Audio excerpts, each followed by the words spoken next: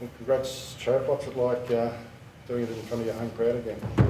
Yeah, nice, happy memories. So, nice to be a nice one to reflect on, to be in the board again, which is nice. So, but yeah, it's a nice week. It was nice to have 4 or 5 days leading into it, so it's felt like a bigger prep. So, nice to get the benefits from that. Do you think that you blokes will have to bat again tomorrow? What do they need? 22? Yeah, I think we'll bat again. You would think. I thought we did an exceptional job tonight. There's been plenty there for the bowlers, so nice that we're able to execute that with the new ball. So we were able to put them under pressure, and I thought the bottom order of our batting innings did a fantastic job to get the lead that we did, because it can be tricky in that situation if we're only make 20 or 30 extras ahead. So it was level playing field for a bit there, but the way the blokes batted at the end and then went out and bowled was. Again, showed where we've been at for the last couple of years and big moments of the games, and being able to take that away, which was positive. Trav, nobody's really looked in this game aside from you. What's making life difficult on that wicket? Did you adjust your approach? I definitely didn't fill in. I feel like obviously the experiences from playing a lot of Shield cricket here helped. I feel like we've played a lot of pink ball cricket here and over the years, and probably forget that the pink ball probably goes a little bit softer, so there's moments that you feel more in, but in Shield that is a genuine Shield sort of day. Red ball stays harder for longer. That 25, 30 overs is probably the really hard part, and you feel like if you get through that, you might, as the ball gets a little bit softer, and we found this test that probably the ball stayed quite hard and has made that feel challenging throughout the innings. So and then by the time you fill in, it's close to the second new ball. So, challenging wicket. But it's again the experiences of Shield cricket has definitely helped me again today. You said, I think on TV earlier, that it wasn't one of your prettier innings. To get through that tough period and then kind of power on towards the end like it did. So how do you look back at just the innings overall, despite it not being battled with the inside edge for a while. No, I felt like I started well. Obviously the short pitch stuff, which I faced in England.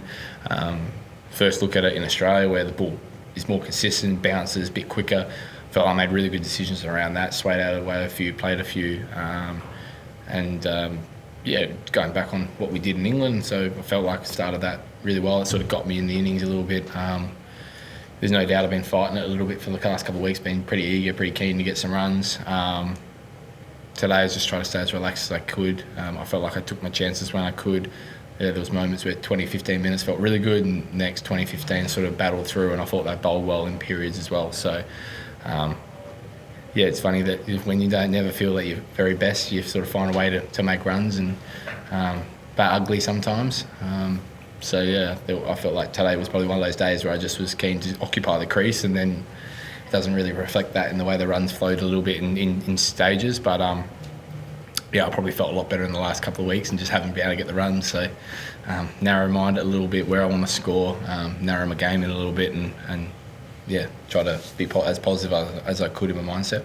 But the fact that you don't say it was pretty or not pretty, are you someone who judges innings based on aesthetics at all at times? I played all these great shots. Well, that's why I'm just being honest really on how it feels. So sort of articulate how it's feeling at the time when they asked the question, and I sort of felt like it was pretty rough going, but that reflects the wicket. But like I said, I'm really happy with the way I was able to fight through that. If you sit in the sheds, you can't get your runs. So as long as I was out there, as long as I was occupying the crease at times, there was another period where 15, 20 runs would flow pretty quickly, and then you're back on the grind a little bit, and that's been Adelaide Oval for drop-in history. So runs will flow, then they won't, then they'll come again, then they won't. We seen a little bit with them tonight with how they batted.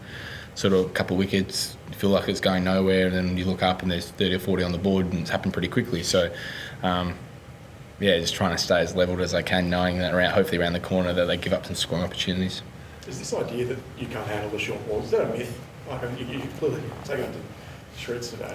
That's up for opinion. That's not for me. If they want to bowl there, they bowl there. And I felt like teams are go and attack me in different ways. Pakistan put a million gullies and a couple of deep third men in, and they went about that way. England went about it a certain way. West Indies today, I'll try and sum it up as well as I can. I feel like it got me in my innings a little bit, got me going a little bit, because I've been pretty keen and pretty eager to get into the game. So I felt like I played the short ball a lot better today than I did everything on the front foot, and I felt like in England I had the front foot under control and not so much was in control. So it's weird how your game's feeling. I feel really good at the moment picking length up, where in England I felt like I was off the mark with picking the length up, which then suggests that certain things. So you move in and out of tempos, the way you bat. I felt like I did feel like I was happy with the way I played it today again. So keep just working on it. If they keep going, they keep going there. If they go somewhere else, and keep working on other things. So Pakistan sort of went wide, which is what I have challenged in the past about whether or not I can withhold myself and be disciplined around that. A few times I was, a few times I wasn't. It's no different than on the stumps with a packed leg side field. Can I be disciplined to not hit one head high in the mid-wicket? Can I play it a different way, same as a short ball? Can I be disciplined enough to do it in different moments? That's the game, isn't it? So with any plan that they've got. With the changes to the batting order around you, has that changed your mindset at all, or is it very much business as usual? No, it's changed. It's same as. So I guess I had conversations around what it would look like a long time ago. Where opportunities may lie, and it was pretty spelled out pretty quickly on where I sit in the scheme of things, is that he won't be changing. So for me, just keep doing me. Is there something about those pitches, like the one in Brisbane where you made runs, and then World Test Championship final, the difficult surfaces where others have struggled, that suits your game, do you think, or is there something you change in your game to adapt to those surfaces better than others? I don't know. May help of playing here where it's been a little bit challenging on the front foot, but again, I think my biggest strength is off the front shoe and through the offside. So I guess with that, when the wicket's offering something and they pitch it up, then there's 3 slips, 4 slips and a gully. There's also a fair bit of room to score. So I guess in those moments and looking back on all those wickets is I've been positive and looked to score. Sometimes they've worked most times, but I think when you pitch it up and it's seesawing around seaming, and I've found a way to score runs, but I think I'm positive around that. It also seems like you've made a habit of a lot of your big innings have come at times when your team's in real trouble. Do you see that as a pattern? Is that just chance that it's fallen that way, or does something about that situation suit you? Yeah, it just felt that way, I think. I'm not sure. I guess being at 5, it's like if we're flying and we're on heaps, it's probably my role's a bit different, where I'll probably be a bit more aggressive and take it on. So you may not see bigger scores, but when we're in the positions that we are, and I've got to bat a bit longer. So I'm not sure, but happy to do it. Grabbing screens at short leg, you're turning into the next movie. Spewing about that. You just don't want to start well, do you? Obviously, you've seen that Marnus has talked his way out of it, so I'm in there full time. I think my hips are going to feel it. So great to hold on to one, but geez, I don't want to pigeonhole myself in there. I'd rather be out of there, but I'm happy to do it if Marnus isn't happy to do it. Has Marnus seriously requested not to do it? No, he hasn't. It's just obviously the reshuffle of like Davey out and where fielders are and where they can impact. We just feel like he's so good. So where can he impact differently against with a Gaz? Because obviously I do the fast bowlers anyway, and Marnus does spin. But with Davey going out of leg slip, it means Marnus can go to the leg slip, sort of that short mid wicket. So he moves into ball's position with the quicks, and Marnus moving the ball's position in against spin. So try and free him up a little bit. So I'll stand in there and make myself a speed hump. Trav, we spoke about the different fields that teams have set for Pakistan. So when they do set a conventional field, do you get surprised? You're like, what, you have 3 slips and a gully?